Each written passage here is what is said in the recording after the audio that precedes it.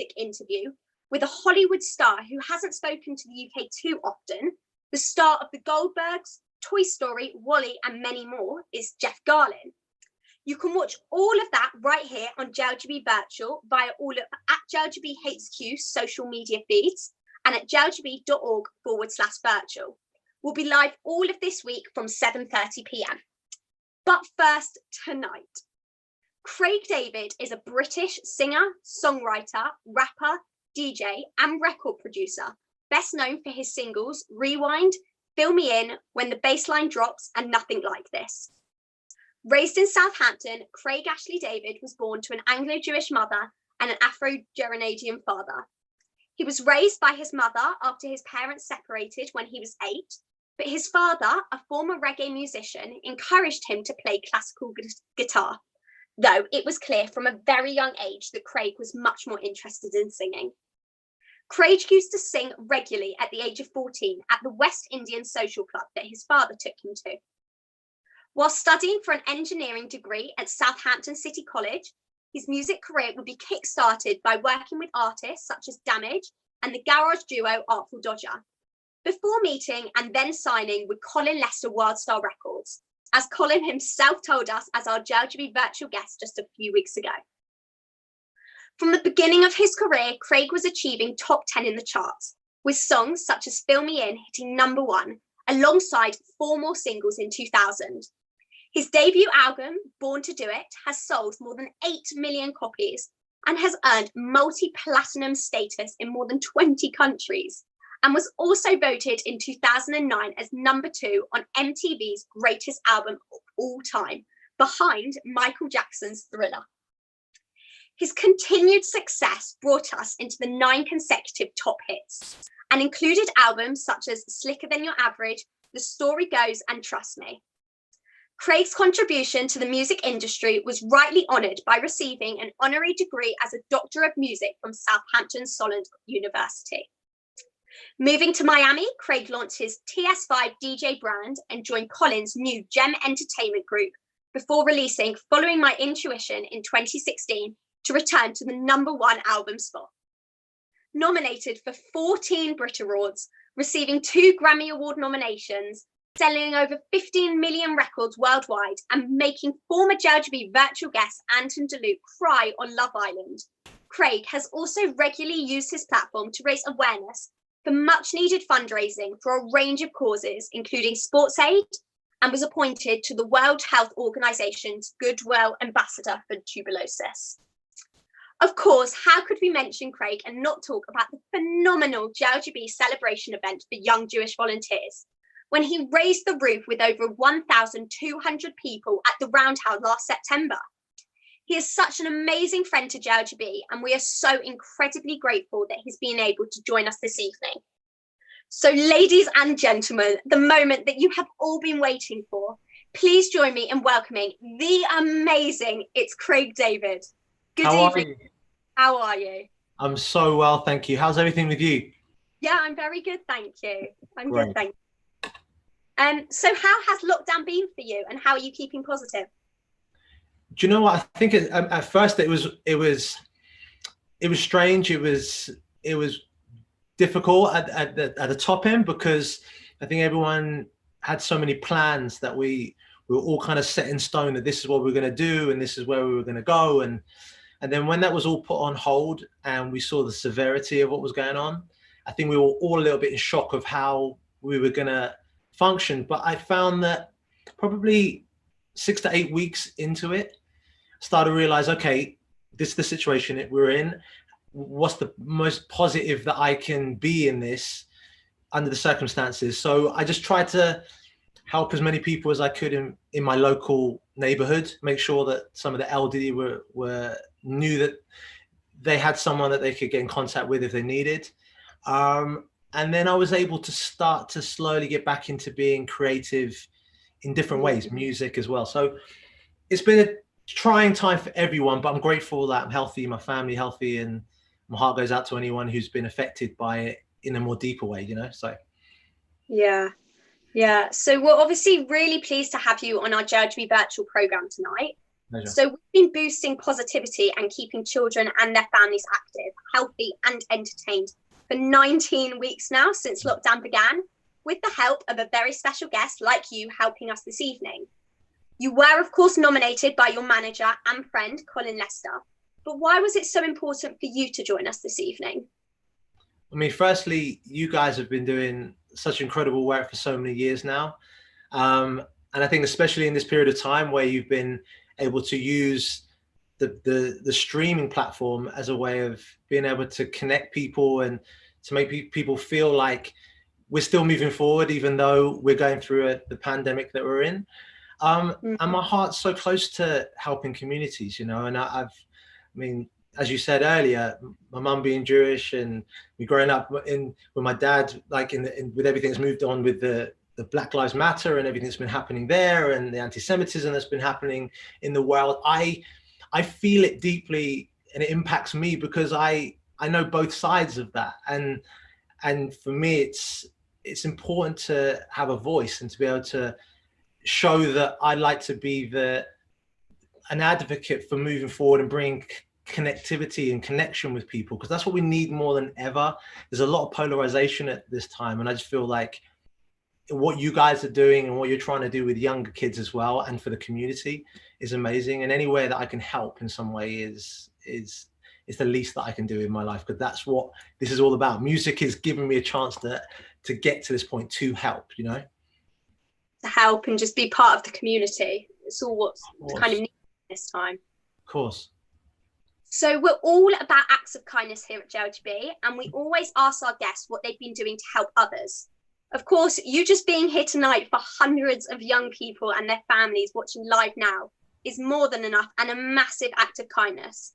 But during this difficult time, has there been a more personal, particular act of kindness that you've done to help others during the pandemic? You know what? It's been that voice at the end of the phone. I felt like it's one thing being able to reach out to friends or people that you just know, you can see that they're suffering and they just need to talk to someone for 5 minutes. And I think just being that and holding the space was really important, and being available in the best that I possibly could be, because I can always make music, and I know that music is a healing way of connecting with people. I can make songs and I can have a message that's deeply profound in there to try and heal. Sometimes it's as simple as just being at the end of the phone or picking up the phone and calling someone and checking in. That 5 minutes could be the difference between someone falling into a deep depression or them feeling, oh, okay, someone's there for you. So it's the little things that really do count. And I just tried to do as much as I possibly could in this period of time. And in my life, that's just, you know what I mean? Just be there for people and check in, you know what I mean? Just that support system. It's a lot of people want that. Totally. So let's go back to the very, very beginning. Can you tell us about your childhood, growing up in Southampton, and the youth opportunities that you took part in? Yeah, I mean, it's funny because the pace of life, when I think of how technology moves on now, was a lot slower. I mean, you had time to kind of go out and to work, to be part of your local community centre. And as you said earlier, my dad, he was the chairman of the West Indian Community Centre. So that was where I got my first DJing gig, and I was emceeing for another DJ there when I was very, very young. So I started to sort of earn my stripes and kind of get a feel for what it would be like to perform in front of a crowd. But then also it was all about community, because you had to physically get up, go out, meet people, connect, speak. And if it was, I don't know, selling mixtapes to try and buy some more hi-fi equipment, you've got to go out. You've got to, and I think that's one of the most important parts of any community organization that's trying to do things. We're using the live stream now, but as soon as we can, it's back to being in the community, back to actually seeing someone in front, because they can feel your energy, and it's so important. So Southampton was great for me. It set the foundation for me to springboard to where I am now, I guess. Nice. Okay, so your dad is Afro-Grenadian and your mum is Anglo-Jewish. Two totally awesome but very different heritage backgrounds. Yeah. So how do they each form part of your identity, and how have they shaped you to be the person you've become? I mean, I feel it's funny when you don't really know that there's any, you don't see the duality when I don't personally. The way I've been brought up is that I had a wealth of knowledge of my Jewish lineage and what my grandmother did, becoming a Reformed Jew, and her husband being Orthodox, and the family and what they went through to be here in the UK. And then on my dad's side, of everything coming over as part of the Windrush generation, and all the things that he had to do to provide for me. And I feel that I was really blessed to experience so much different culture, so much heritage, that when we're in the times that we're in now, I can speak and walk my truth in a way that's not divided. Because I think that's one of the biggest things, people trying to divide themselves off. I'm this here and I'm that over there, and I'm that. I'm me, and I'd like to think that I can be the inspiration for anyone who has mixed heritage and has come from being in a lot of repression that comes from those backgrounds, but to be an advocate, to say that you can have a platform to speak to millions of people and to change people's perceptions of things by just standing in your truth. So I'm really glad that I could be here today and to be with you and to let people know that, because I think a lot of people probably didn't know that there was Jewish lineage, and my dad being from Grenada in the Windrush situation. So yeah, it's important. Really interesting. Thank you. So were you always a passionate singer and songwriter? You studied engineering, which is no easy subject at all. So do you think you would have enjoyed life as an engineer, or did you know even then that you were always destined for a music career? I always had the passion to want to be an artist of some form. I didn't know it would be as profound as it's been. So I'm very blessed and very grateful for everything that's happened to me in my life, and for whatever the future holds. But I knew that music was my thing. So it was either going to be working in Richer Sound, selling hi-fi equipment, or I was going to be in a record store selling records. It was going to be something. But it's amazing to think a kid from Southampton could then go on and travel the world and have all people around the world know my music. So I'm very grateful, very blessed. We're obviously very glad that you pursued your music career so we can listen to your music. I appreciate it. We have a lot of audience questions tonight, unsurprisingly, of course. So enough talking from me, and we're going to go to Amy from Liverpool for our first question. Okay. Hi, Craig. Hey, how are you? I'm good. How are you? I'm very well, thank you. You seem very comfy there, very relaxed, very chill. Yeah, I've got my dressing gown on and all. Wait to you know what I'm saying? My question was about your inspiration for writing some of your greatest hits when you were younger, like 16. Yeah. Because you were still living at home then, weren't you? So how did you? So I mean, I was listening. I don't know if you remember Boys to Men. They're a soul group from back in the day. Had a song called "End of the Road," which was like one of my favorites. And I used to always model my singing on them. I always tried to practice and sing all the difficult notes that they would sing. Michael Jackson, of course, was someone that he was the biggest superstar in the world, and to be around where Moonwalker and the movies and every video he put out was epic. So I was very grateful to grow up in those times, because it was different. It was like you really had to go out and experience these artists, because you wouldn't get the chance to see what they were doing on Instagram or what they were up to on their Snapchat. It was like you just hoped one day you could possibly see them. So yeah, Michael Jackson, Stevie Wonder, Boyz II Men, all big fans of those. Thank you so much. It's my pleasure. And you stay comfy in the I dress. I will, you know.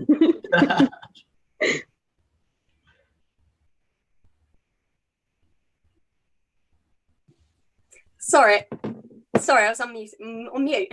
That's all good. Sometimes you got to mute it up a little bit. You know what I mean? Thank you, Amy. The next question is Talia Toons from Cardiff. Hello. Hey, how are you today? I'm good, thanks. And you? Yeah, I'm really well, thank you. Really good.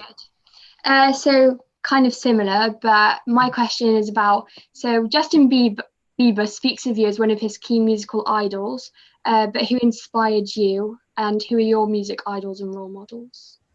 Right. Well, I mean, I'm a big fan of Justin Bieber. I think there's been a couple of times now where I've met him. I remember young Justin Bieber meeting him at the film premiere for, I think it was the movie that it was showing how he got to where he was.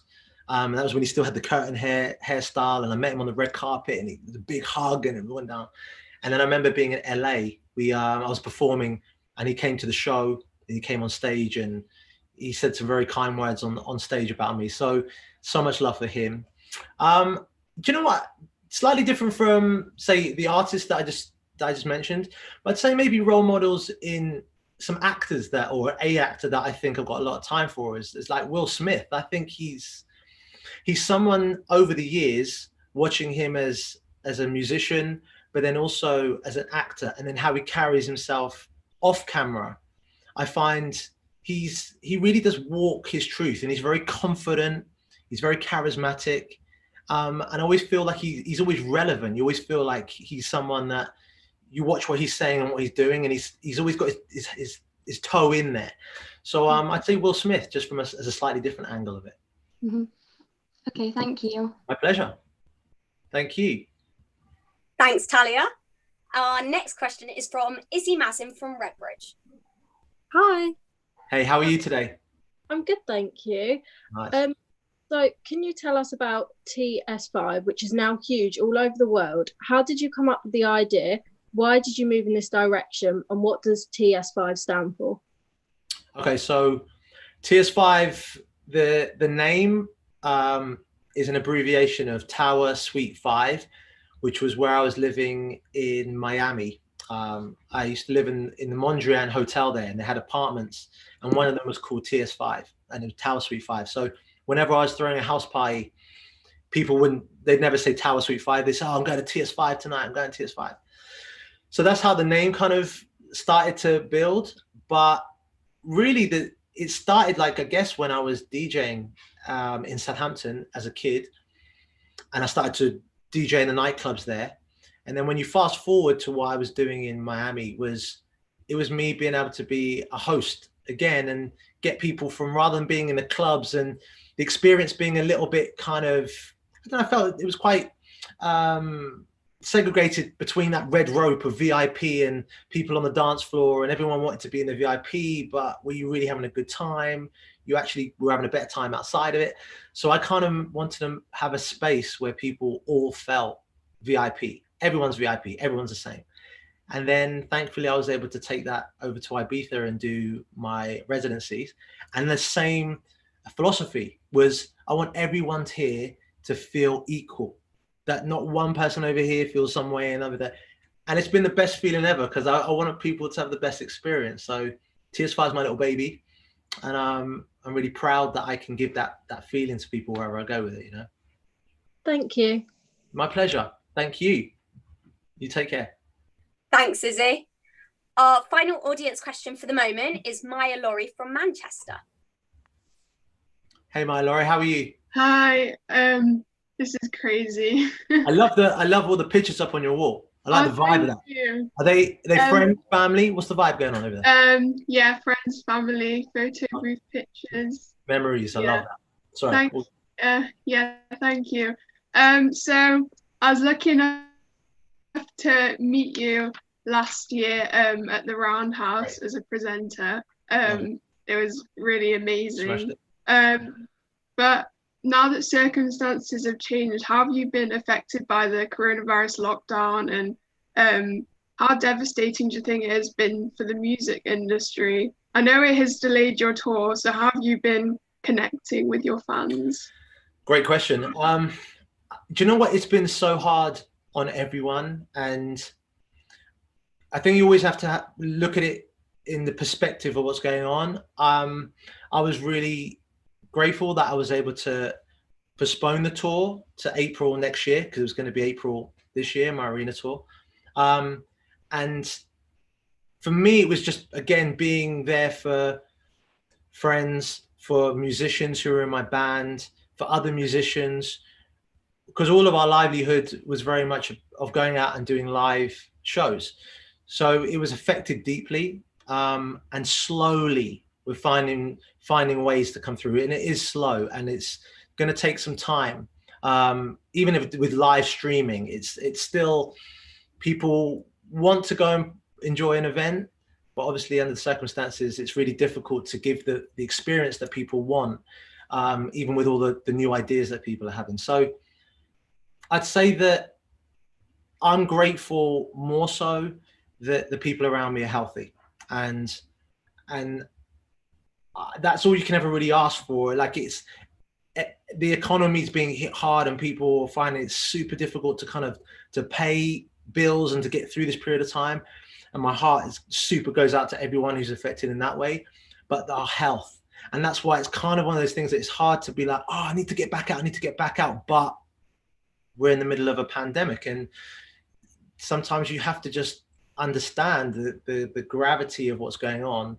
And if that means that there's no shows and next year is when we can get back to it, it kind of is in the hands of God. And I feel that we have to honor that, because if you try to rush something like this, that's so big and we've never experienced before, you don't know really what you're playing with. So I'm just sort of everyone being healthy and doing the right thing, and hopefully being there and helping and supporting people as much as I can so we can get through it, Thank you so much. I appreciate it. My absolute pleasure. The pleasure was mine. Thanks, Maya. So back to me for a couple more questions. All good. After the massive success of your first decade in music, you had a bit of time out of the spotlight. In previous interviews, you've spoken about how that was a very reflective time for you, that helped you reconfigure your passions and reflect on your journey so far and what you want out of life. This is probably what a lot of people, including young people, are doing right now during such a strange time. Are you happy to share some lessons with us? What really is important, and what advice do you have for young people to think about regards to happiness, success, and purpose? Wow, amazing! That's a very deep question and very poignant. From my experience, there's a point sometimes where you ask the question of, what is it that you really want? What is it that you're looking for deeply? And what gives you happiness? What gives you purpose?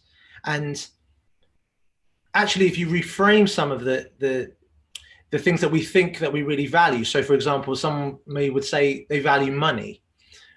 But then I look at it and reframe it and say, you're not really valuing money. You value freedom. You like what money gives you, the ability to have freedom and move freely and go to this place and buy that thing. So really what you're looking for is freedom. And I think what I needed was some time to just reevaluate, what is it that I'm looking for? Because sometimes I would achieve the goal that I put out there, and it never quite lived up to the expectation. The journey was incredible. I really enjoyed getting to it. But when I got the thing, it was like, it's not quite what and I started to realize that the whole journey of life is the experience. It's about enjoying your friends. It's enjoying the goals that you set, but not being defined by getting there all the time, because the goals can change, or you get somewhere and the goalposts move a little, and that's cool. And I think that you never want to get to a period in your life where you look back and say, well, I got all these things, but I never really enjoyed any of it. And I think that time I had off was a really good reset button for me to say, what is it that I really enjoy? What do I want to really do? What is my purpose? And I know that music has given me opportunity to help people. I can play a song and it can have a deep, profound meaning without preaching to somebody. You can be raving and feeling the vibe without me having to kind of tell you should do this, you should do this. It's just like, I'm feeling what you're saying. And I think that's for me why music is so powerful. And I want to help people. I know that I'm at a period in my life where music is my passion, but I'm multifaceted. I want to be able to talk to you on here like this and share wisdom and experience. I want to be able to meet people and you meet me on the street and it feels exactly the same as us talking now.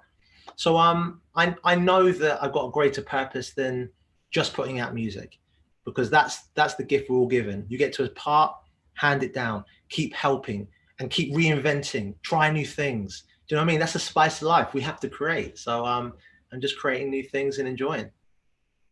It's really inspirational and advice that, I mean, I know I'll take that forward. And so I'm sure a lot of other people will do as well. I'm glad. I also had the pleasure of interviewing your manager, Colin Lester, a few weeks ago on JLGB Virtual. He spoke incredibly highly of you and your creativity and of your relationship together. But in your words, what is it that makes your relationship so special and successful, and how important has he been for you? You know what, Colin Lester's been he's been an incredible human being in my life, outside of being a manager, which is the working relationship.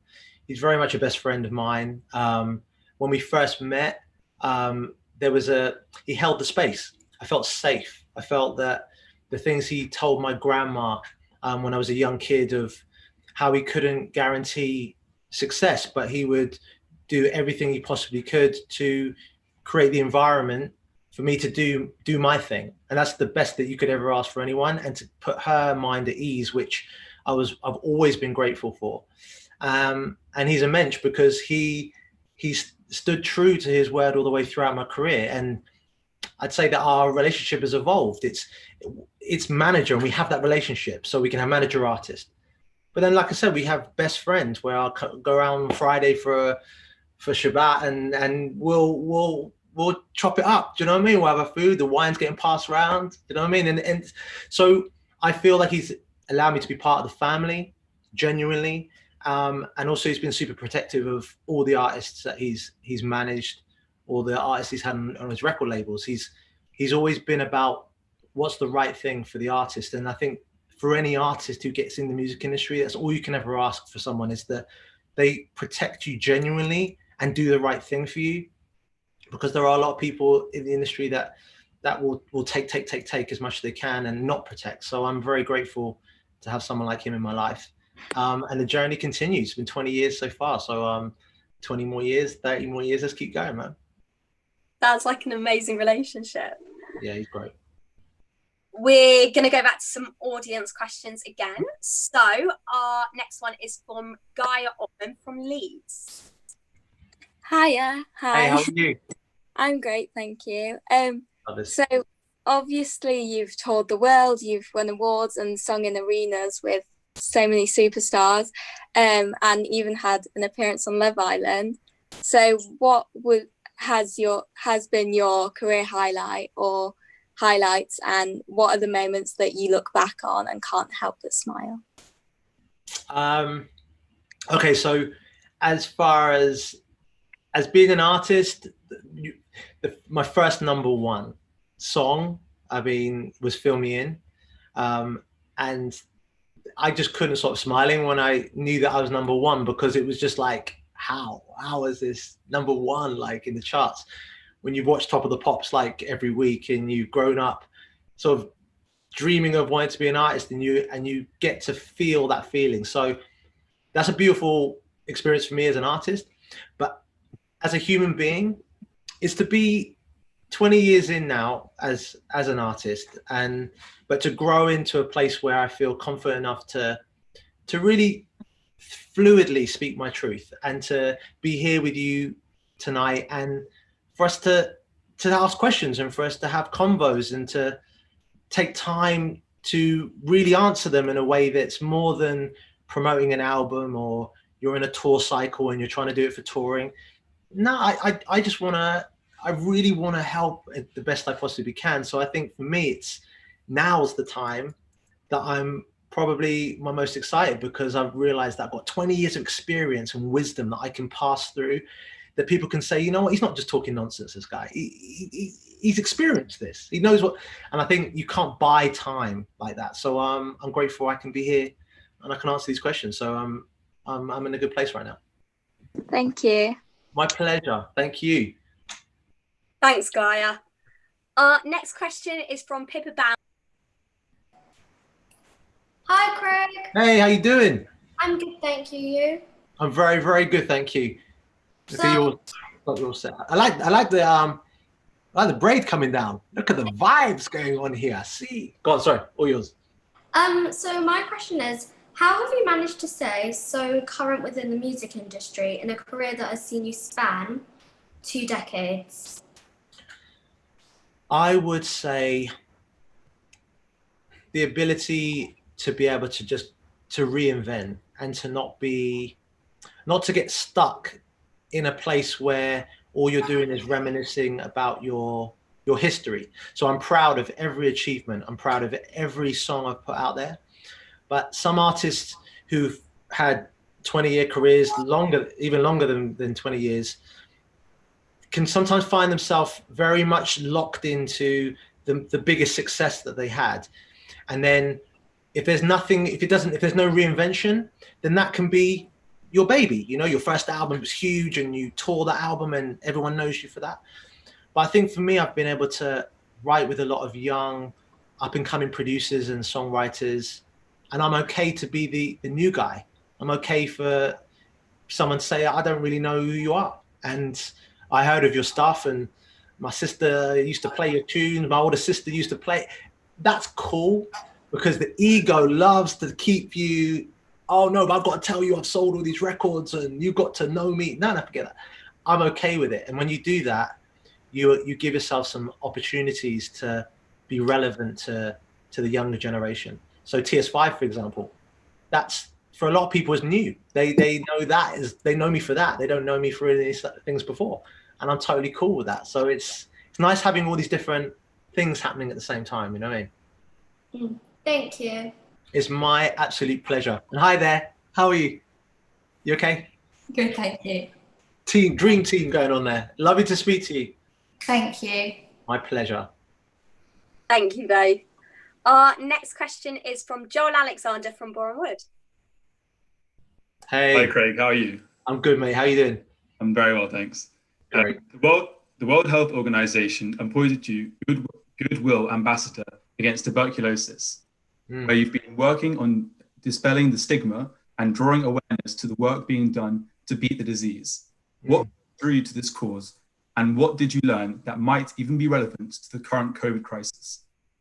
Do you know what, man? It was one of those things that when I understood how many people were affected by tuberculosis and how many people were dying from it, and it not really being talked about in the same breath as so many other diseases out there, it just struck me as something that I knew that I had a platform that I could talk about it in some way. And tuberculosis does come with this stigma, and there was a lot of stigmatization of being homeless, and it was almost like one of those things that we don't really talk about that because that's where. And I was like, no, this is nothing to do with just there being a lot of homeless people who have got tuberculosis. This is something that's happening across the board. It doesn't matter what background you're from, where you're at. It's a huge killer, and I think that just by using my platform in some way to spread the awareness, to say that there's no stigma in this.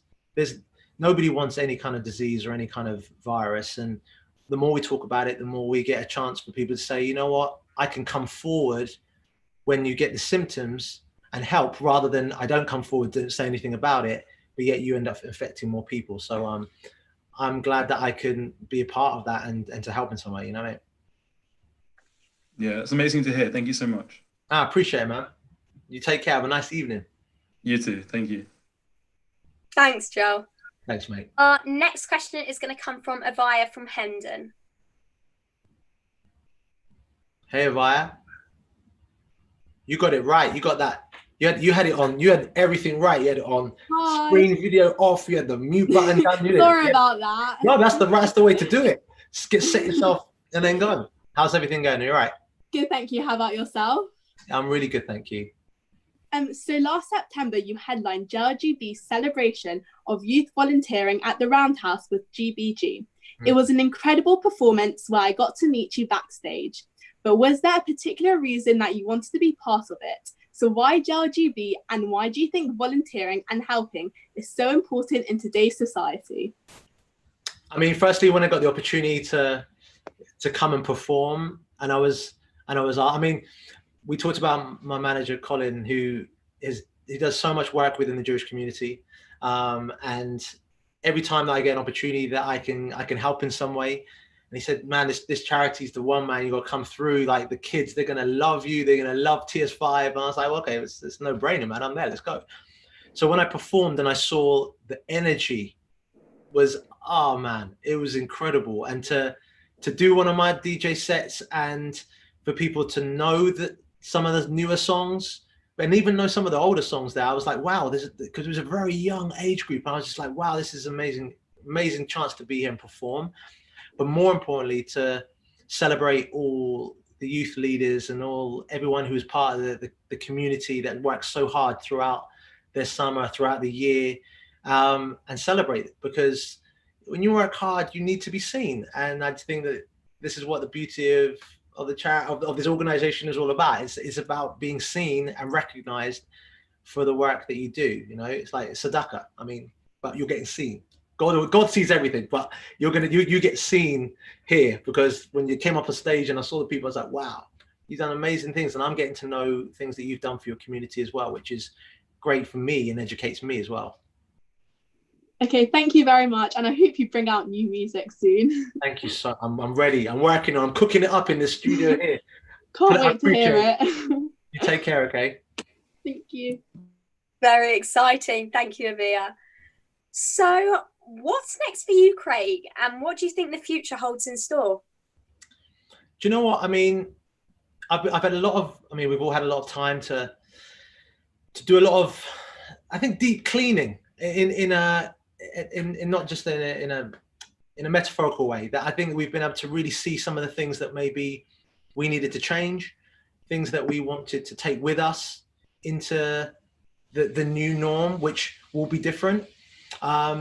I found like there's a lot of things that have really touched me and have made me even clearer about the message I want to present with my songs.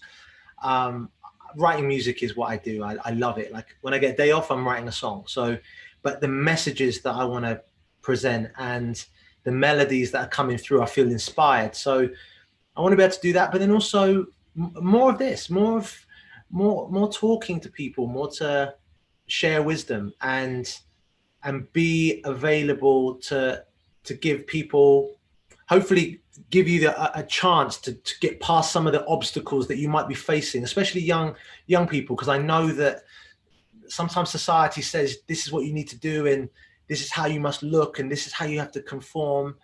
And what I've realized in life is that we're all so unique, and when you do you, it feels a bit like you're on your own, but it's like in years down the line, everyone's like, I want to do what that person does because they're so different.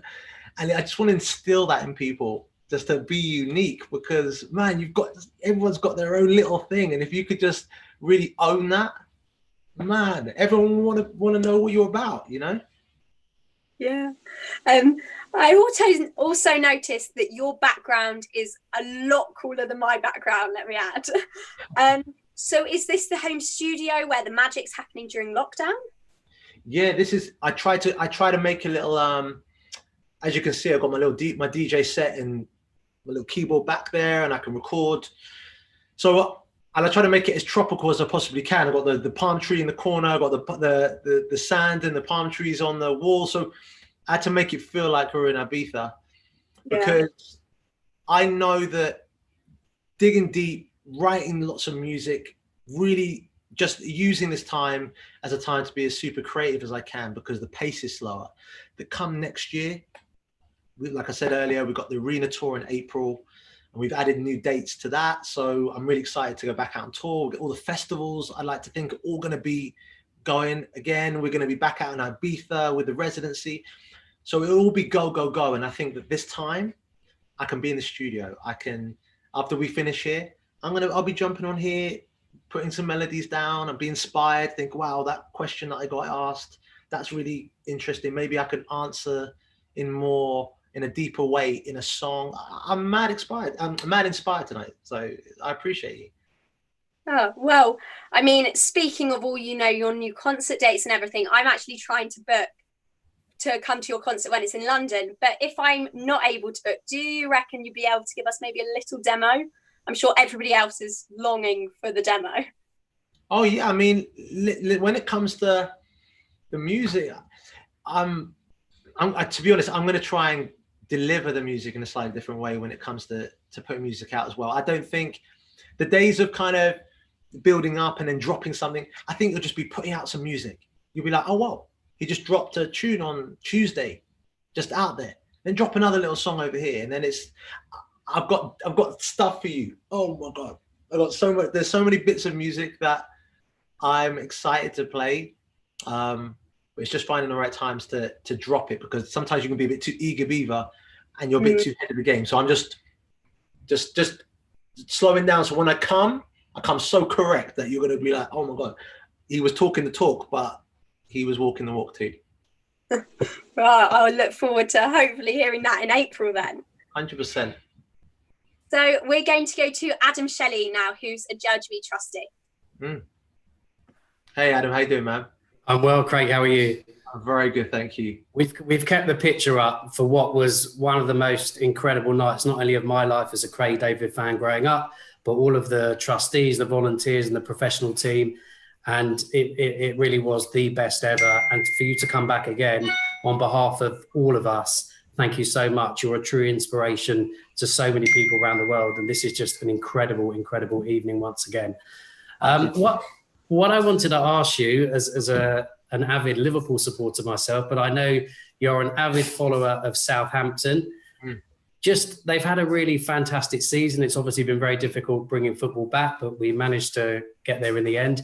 Do you still get to go and see Southampton play? I know that you've played at Wembley Stadium for Soccer Aid, and as a Liverpool fan, I enjoyed very much and still remember when you turned Yapstam inside out and went on a run. So do you still get to follow Southampton at all, see any games? Yeah, I mean, do you know what? I got my mum a season ticket, 2 season tickets. So she always takes either my cousin or she takes a friend with her to the games.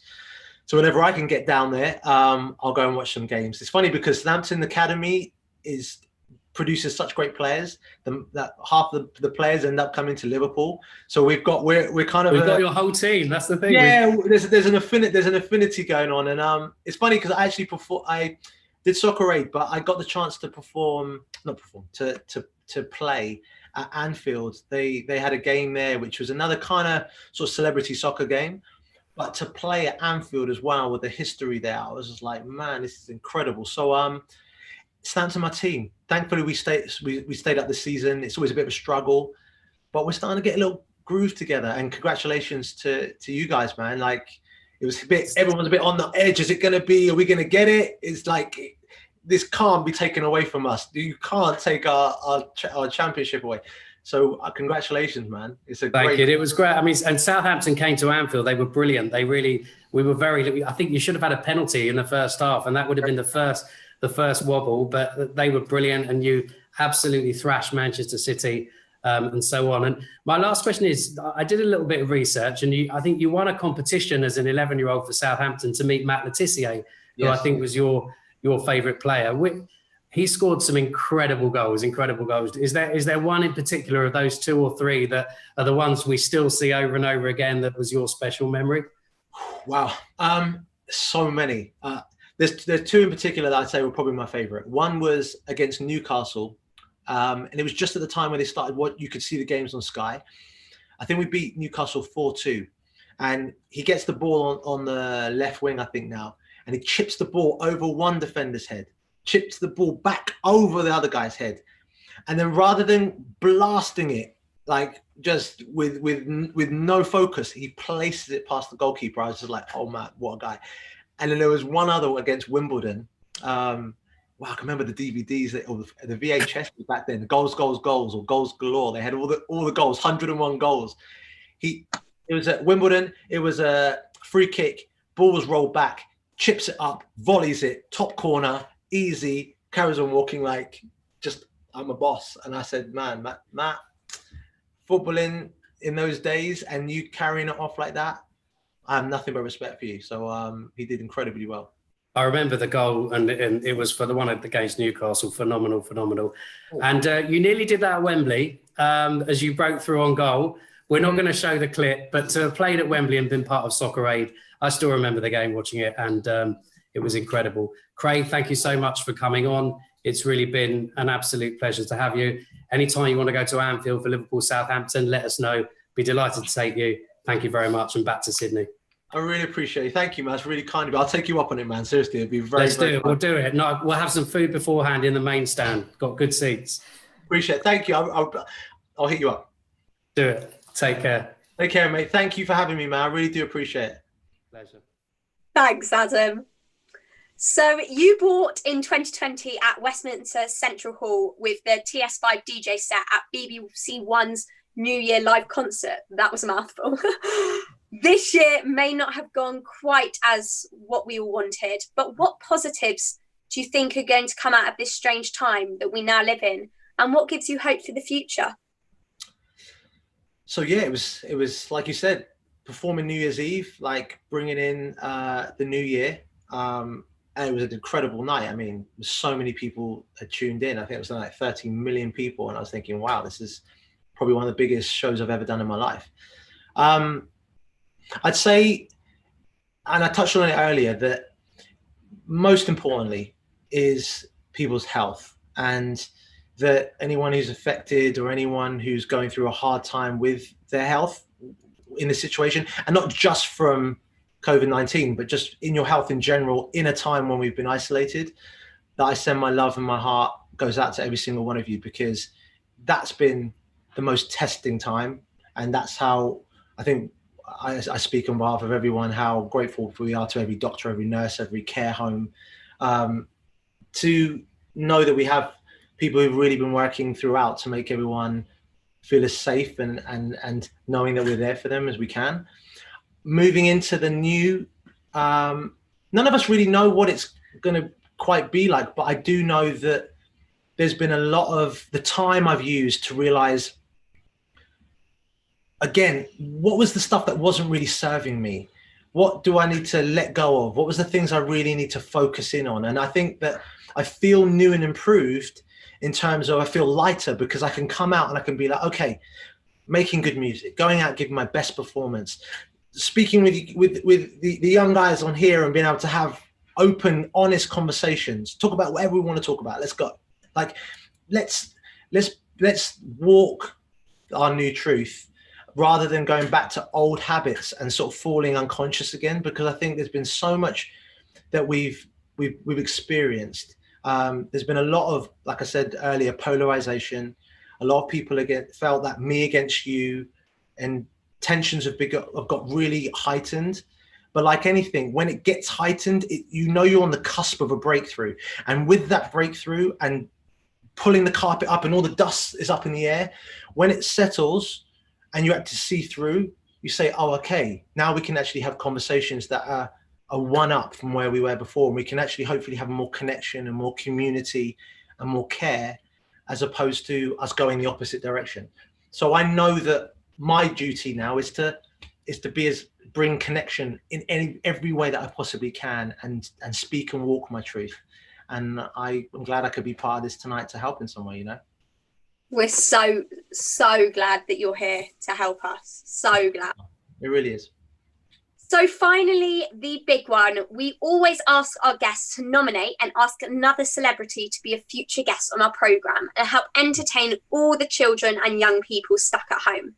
So if you've enjoyed tonight's experience, and we really hope you have, who would you like to nominate? I would love tonight. I mean, there's actually a couple of people that I think would be good for it. But rather than me putting them on the spot, because I always feels a bit harsh when you're just like, yep, you do it. What I'm going to do, I'm going to reach out, see if I can just calmly say, guys, I've had the greatest time. You can watch it back, see what goes on. There's just amazing people who've got amazing questions. You're going to love it. And I'll get back to you and I'll give you my nominations, but it will happen. So I just want to do it in the right way, that you get the best out of them. Do you know what I mean? Rather than being on the back foot, be like, oh, you put me on the spot. I want them to want to come here and give the best, because there's some good people I've got for you. Amazing. Thank you. No, pleasure.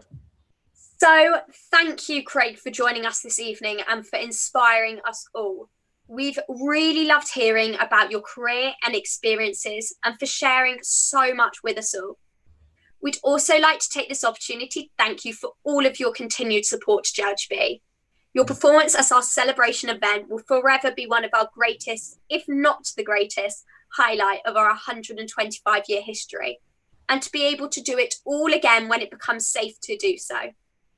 On behalf of our President, Lord Levy, our trustees, staff, volunteers, and of course, all of us young people, I really just want to make sure that you know that you always have our gratitude and appreciation, and we simply can't thank you enough for lifting our spirits this evening.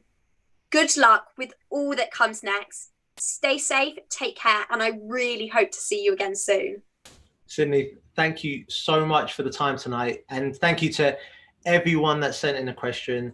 Thank you to everyone who's been working so hard, 125 years. I mean, come on, that's the congratulations in of itself.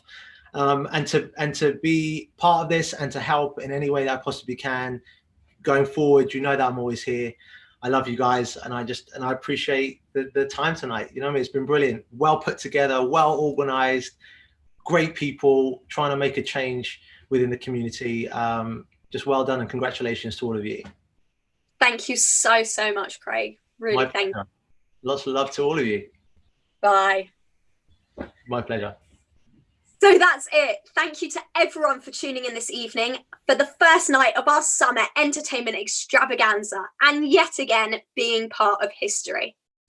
A massive thank you to all of you for tuning in to our first night of JLGB Virtual Summer Entertainment Extravaganza, supported by the Genesis Philanthropist Group. And a huge thank you once again to Magician Sasha and tonight's Acts of Kindness charity High Cancer Care. And wasn't they amazing? And mostly, thank you so much to our special guest, superstar Craig David. We're looking forward to seeing you all tomorrow night for an exclusive chat with Strictly dancer Pasha Kovalev from 7:30 p.m. And don't forget that we're also back at the same time, 7:30 p.m. on Wednesday, with the greatly awaited interview with Hollywood comedian star Jeff Garlin. Keep following us on all of our social media at JLGBHQ so you don't miss a thing. Until then, keep well. Thank you so much for coming, and good night.